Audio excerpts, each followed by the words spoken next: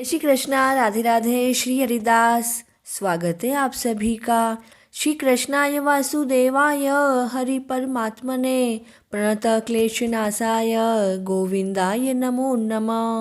इस अध्याय में राजा दिलीप ने वशिष्ठ मुनि से पूछा कि यह मणिग्रीव पर्वत कितना लंबा चौड़ा है।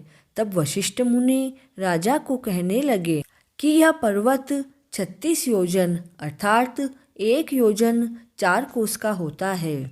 ऊंचा, ऊपर चोटी से 10 योजन चौड़ा और नीचे 16 योजन चौड़ा है, जो हरी, चंदन, आम, मदार, देवदार और अर्जुन के वृक्षों से सुशोभित है।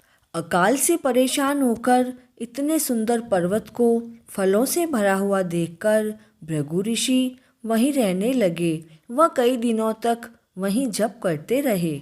वहीं पर्वत पर एक विद्याधर नाम का एक देव पत्नी सहित आया और भृगु ऋषि से पूछने लगा कि मेरा शरीर देवतुल्य होने पर भी मेरा मुख व्याघ्र जैसा भला क्यों है? कृपा करके आप मुझे इसका कारण बताओ। अब विद्याधर के ऐसे दीन वचन को सुनकर दिव्य दृष्टि वाले ऋषि कहते हैं कि तुमने माघ मास की एकादशी का व्रत करके द्वादशी आने तक शरीर पर तेल लगाया। इसी पाप कर्म से व्याघ्र मुख के हुए। ऐसा ही कार्य राजा पुरुरवा ने भी किया था, जिससे उसने भी कुरूप शरीर को पाया था। अंत में पुरुरवा ने भगवान विष्णु की भक्ति करते हुए 3 मास निराहार रहे।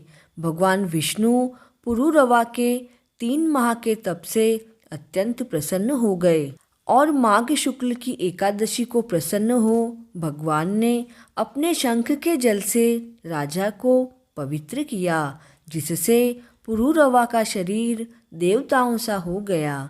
स्वर्ग की अप्सराएं भी उसे चाहने लगी। तब तपस्वी कहते हैं कि हे विद्याधर, अगर तुम अपना यह राक्षसी रूप छोड़ना चाहते हो तो हेमकूट नदी में माघ स्नान करो।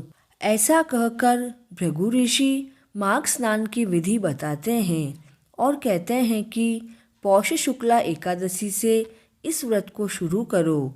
दिन में 3 समय स्नान करके पूरे महीने निराहार रहो। भूमि पर शयन करो। तीनों समय प्रभु शंकर का पूजन करोगे तब तुम्हारा भी मुख कामदेव जैसा हो जाएगा।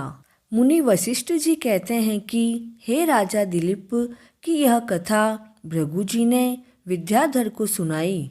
पुष्कर, कुरुक्षेत्र, ब्रह्मवर्त, काशी, प्रयाग तथा गंगा सागर जैसे संगमों से मनुष्य को जो फल 10 वर्ष में मिलता है, उतना ही फल माघ मास में स्नान करने से 30 दिन में ही मिल जाता है। हमेशा स्वर्ग में रहने की इच्छा करने वाले मनुष्यों को सदा प्रयत्नपूर्वक माघ मास में स्नान करना चाहिए।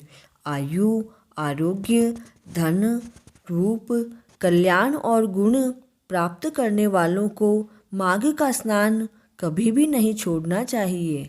माघ में स्नान करने वाला इस लोक तथा परलोक में सदा सुख पाता है। इस तरह माघ मास की महिमा को सुनकर वह विद्याधर अपनी पत्नी के साथ उसी स्थान पर पर्वत के झरने में माघ मास का स्नान करने लगा। उसके प्रभाव से उसका मुख देव सदृश हो गया। माघ मास मातम्य का 3रा अध्याय पूर्ण हुआ। जय श्री कृष्ण।